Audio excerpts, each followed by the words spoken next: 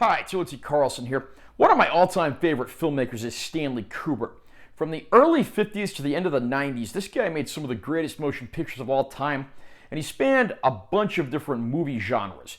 Today, we're actually going back in time and looking at Stanley Kubrick's very first feature-length film, which just got reissued in 4K in an extended cut from Kino Lorber.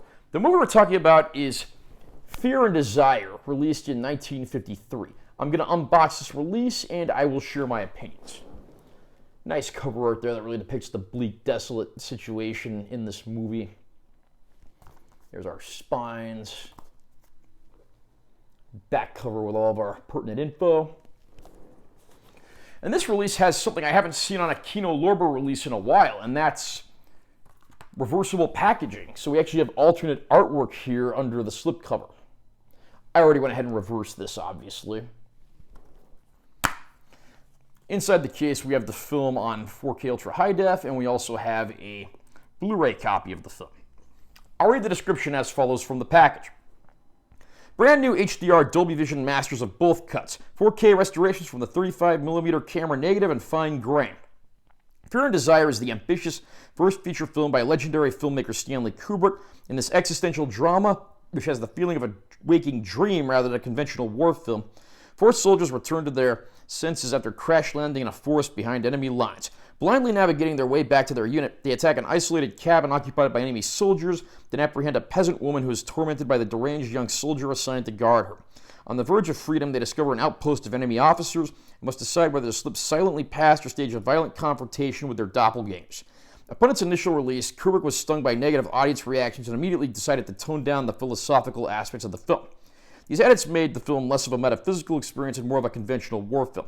For decades, this 62-minute version was all that existed of Fear and Desire until the Library of Congress came into possession of a 35mm element of the original 70-minute cut, which has not been seen since its interrupted theatrical run in 1953.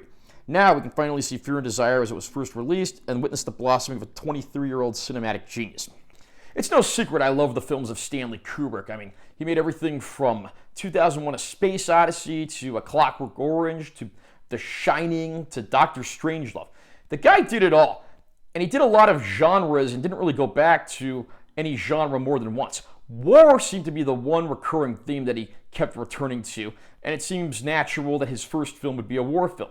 Fear and Desire was, of course, made on a shoestring budget, had something of a troubled production due to the limited budget and resources, but even then you could see the kind of potential that Stanley Kubrick had as a filmmaker.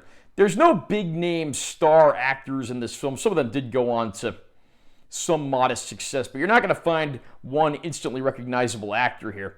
Although personally I think it's a good thing because it doesn't take anything away from the film via star power. We of course follow a group of soldiers that are stranded behind enemy lines following a plane crash, and they have to find their way home back to their side of the lines. And along the way, they have to do battle with enemy soldiers and deal with their inner monologues as they progressively go insane in this war-torn battlefield. There are some scenes in this movie that are very truly disturbing, including one where a young man is assigned to guard a peasant girl that the group has captured so she doesn't blab to the enemy. And of course, he very gradually and more intensely begins going insane over time. And then, of course, we even have sequences where our heroes have to go in and kill enemy soldiers just to get the resources they need and to slip back past their lines and get back to their base. It was Stanley Kubrick's first feature film, but already from the get-go you could tell what this guy was capable of as a man making movies. Now, I'm not going to lie and say that Fear and Desire is some lost masterpiece. This is a very rough film, and you can tell it wasn't necessarily made under the best conditions or the biggest budget. But that said, I admire Mr. Kubrick for doing everything he could with this film, and the end result really speaks for itself. It's not quite a lost classic or masterpiece, but it is one of the first major steps for a man who would become one of the greatest filmmakers of all time. And for that reason alone, it's worth seeing. And here we actually have the restored earlier version of the film, which hadn't been seen for many years. For years and years, we only had that 62-minute version, but now we have the full 70-minute version, which of course has a few more scenes of those interior monologues and more of a psychological storytelling arc of sorts. And these, I do think, really work to the film's benefit and get it back closer to Stanley's original vision. Despite the difficulties in making Fear and Desire, this is actually a very good-looking 4K release for the most part. There's a lot of scenes where the black and white photography has like all of the natural grain intact and pretty sharp details. Some scenes are softer than others. Again, this could be because of the restorations of the film and the varying conditions of different elements used in the transfer. But all things considered, I do have to say, this is actually a much better disc than I would have expected. And we do get a pretty nice bonus feature here. We actually get 3 of Stanley Kubrick's early short films: The Flying Padre, Day of the Fight, and The Seafarers. These are black and white shorts with the exception of The Seafarers, which is in color. So you get a look at Stanley even back when he was making short films prior to his movie-making career.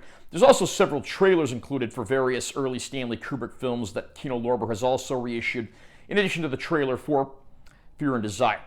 If you are a fan of Stanley Kubrick, you certainly owe it to yourself to go back and explore his first film.